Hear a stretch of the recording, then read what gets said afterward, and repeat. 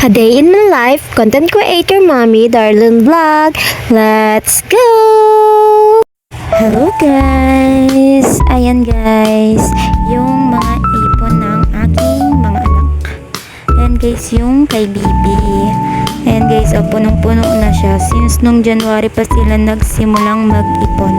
Ayan guys, lilipat namin sila ng lalagyanan kasi wala nang mapaglagyan. Ayan guys.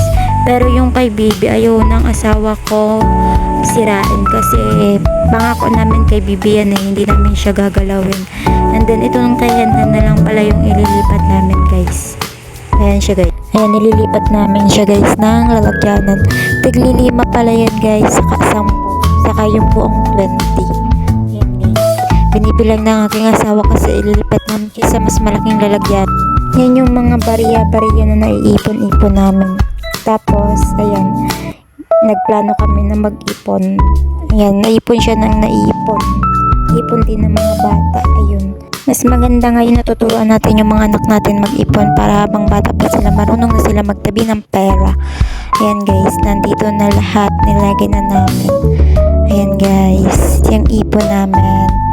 And then, yun lang naman guys. Bye-bye!